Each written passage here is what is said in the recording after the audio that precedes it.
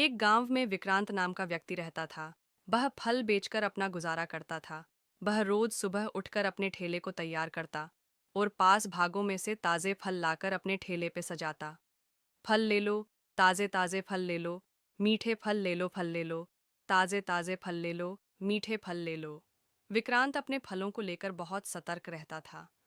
वह कभी भी खराब फल नहीं रखता था, न ही सड़े गले फल रखता था। उसकी ईमानदारी और मेहनत की वजह से उसके ग्राहक बने हुए थे। गांव के लोग उसे पसंद करते थे क्योंकि वो हमेशा खुश रहता था। लेकिन उसकी आमदनी इतनी नहीं थी कि वो अपने परिवार को सुख सुविधा दे सके। फिर भी वो अपनी मेहनत पर विश्वास करता था और हमेशा सोचता था कि एक दिन उसकी तकदीर जरूर बदलेगी। गोपाल का एक ही सपना था, अपने बच्चों को अच्छी शिक्षा देना और अपनी पत्नी को आराम देना। वह चाहता था कि उसके बच्चे पढ़ लिखकर बड़ा नाम कमाएं, लेकिन गरीबी के कारण उसका यह सपना पूरा नहीं हो पा रहा था। एक दिन अचानक मौसम बिगड़ गया। लगातार बारिश होती रही, जिससे फलों की फसल खराब हो गई।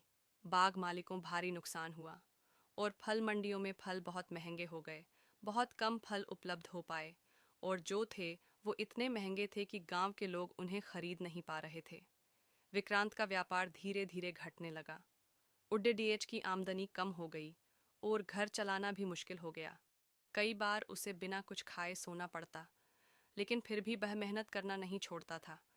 इसी दौरान गांव में एक व्यापारी और आ जाता है और वह विक्रांत से बोलता है कि तुम मेरे साथ काम करो, तुम्हार आमदनी दुगनी हो जाएगी। विक्रांत बोला, वो कैसे? व्यापारी बोला, अपन खराब फल को अच्छे फल में मिलाकर बेचेंगे और उनमें थोड़ा पानी छिड़क देंगे, जिससे ग्राहक धोखा खाएंगे और हम ज्यादा मुनाफा कमा पाएंगे। गोपाल ये सुनकर हैरान रह गया। वह जानता था कि यदि वह मुरली की बात मान लेता तो जल्दी पैसा कमा पाता, लेकिन उसने मुरली को तुरंत मना कर दिया। मैं मेहनत से कमाने में विश्वास करता हूँ, बेईमानी से नहीं। मैं बेईमानी से अपने बच्चों का पेट तो भर सकता हूँ, लेकिन उनकी परवरिश नहीं कर सकता। माफ करना मैं ये नहीं कर सकता। मुरली ने विक्रांत को बहुत लालच दिया, लेकिन विक्रांत अपनी ईमानदारी से पीछे नहीं हटा। उसने ठान लिया कि चाहे कितनी भी कठिनाइयां आए, वो कभी बेईमानी नहीं करेगा। इसी दौरान गांव में एक बड़े सेठ का आगमन हुआ।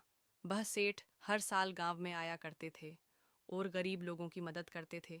जब बड़ विक्रांत के पास पहुंचे तो उन्होंने देखा कि विक्रांत काफी उदास है और उसकी आमदनी खत्म हो चुकी है। उन्होंने गोपाल से पूछा, तुम इतने अच्छे फल बेचते हुए बेईमानी नहीं करते, फिर भी तुम्हारी स्थिति ठीक नहीं है।